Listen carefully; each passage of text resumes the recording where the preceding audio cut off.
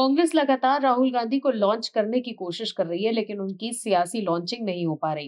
कांग्रेस समर्थक राहुल गांधी को अपना नेता मानते हैं, लेकिन जनता को सिर्फ पीएम मोदी ही पसंद है। कांग्रेस लगातार चुनाव हार रही है। कांग्रेस के भीतर प्रदेश स्तर पर इतना अधिक जूतम पहजार मचा हुआ है कि कोई भी राज्य ऐसा नहीं है जहां कांग्रेस चुनाव जीत पाई हो। कांग्रेस के भीतर सभी एक दूसरे की जड़ काटने में लगे हैं और मलाई खाने में लगे हैं। लेकिन जनता की सेवा और राज्य में पार्टी की सरकार बनाने की कोई नहीं सोचता, जिसका नतीजा ये हो रहा है कि कांग्रेस हर राज्य में चुनाव हार रही है।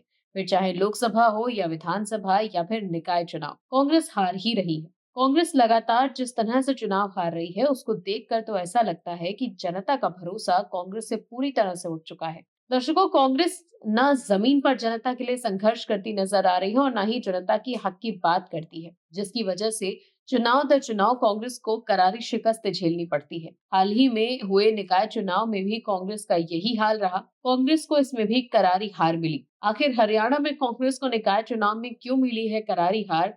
चलिए जानते हैं इस बात का विश्लेषण करके। आपको बता दें कि हाल ही में गुजरात, उत्तराखंड और छत्तीसगढ़ राज्यों के स्थानीय निकाय चुनावों में कांग्रेस पार्टी को बीजेपी के हाथों बुरी तरह से शिकस्त का सामना करना पड़ा। हरियाणा इस कड़ी में अगला नाम है। हरियाणा नगर निकाय चुनाव में बीजेपी ने शानदार प्रदर्शन करते हुए 10 निगमों में से 9 पर जीत दर्ज की, जिसमें कांग्रेस के दिग्गज नेता भूपेंद्र सिंह हुड्डा का गढ़ रोहतक भी शामिल है। जबकि मानेसर में निर्दलीय महिला उम्मीदवार को जीत मिली है, जिसके बारे में बताया जा रहा है कि वो बीजेपी की बागी कैंडिडेट है। कांग्रेस का इस सीट पर जीतने का मौका था और यहाँ भी उनकी दाल नहीं गली। विधानसभा चुनाव में बुरी तरह हारने के बाद कांग्रेस के पास शक्ति प्रदर्शन का ये अच्छा मौका था, पर पार्टी के गढ़ों में भी प्रत्याशी जीत नहीं सके। भूपेंद्र सिंह हुड्डा का होम टाउन रोहतक और रिसलर से विधायक बनी विनेश फोगाट के इलाके जुलैना में भी कांग्रेस को शर्मिंदा ही होना पड़ा। बड़ी बात यह भी है कि कांग्रेस उम्मीदवारों की हार बड़े मतों के अंतर से हुई।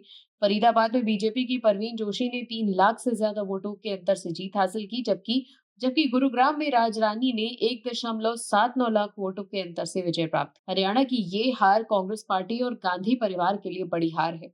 हरियाणा से कांग्रेस पार्टी और परिवार दोनों को बड़ी उम्मीदें थी। कांग्रेस पार्टी ने हरियाणा में अपने को इतना ज्यादा मजबूत समझ लिया था कि उन्होंने आम आदमी पार्टी को गठबंधन के लिए भी उपयुक्त नहीं समझा, लेकिन हालत उनकी खराब हो गई। बीजेपी ने कांग्रेस को उसके सबसे मजबूत गढ़ों में ही धूल चटा दी। कांग्रेस के सभी किसानों के लिए या आम आदमी की कठिनाइयों को लेकर धरना प्रदर्शन तो दूर, अखबारों में विज्ञप्ति देते हुए भी नहीं दिखे। इस तरीके से पार्टी राज्य में नेत्रविहीन, दिशाविहीन हो चुकी थी। सरकार एक तरफ बीजेपी का चुनाव प्रचार करने के लिए हरियाणा के मुख्यमंत्री ही नहीं, दिल्ली की मुख्यमंत्री भी जमीन पर उतर गई थी, पर कांग्रेस की ओर से हुड्डा जैसे चेहरे भी नदारद रहे। ऐसे में प्रत्याशियों का मनोबल पहले ही कमजोर हो गया था। प्रदेश के मुख्यमंत्री नायब सिंह सैनी की लोकप्रियता भी इसका एक बड़ा कारण है। निकाय चुनावों में बीजेपी को मिले व्यापक समर्थन का, लेकिन सवाल उठ रहा है कि राहुल गांधी क्या कर रहे थे। राहुल गांधी बीजेपी को तो हराना चाहते हैं, लेकिन उनकी कोई भी रणनीति कांग्रेस के लिए काम नहीं आती और अब बीजेपी राहुल गांधी को असफल नेता कह रही है। दर्शकों, इस वक्त देश में जो माहौल है उससे ऐसा लग रहा है कि 2029 के आम चुनाव में कांग्रेस 99 से 50 पे नीचे ना आ जाए और फिर नेता विपक्ष की कुर्सी भी राहुल के हाथ से न चली जाए। Bureau report, OMH news. आप दर्शकों से विनम्र निवेदन है कि चैनल को सब्सक्राइब जरूर करें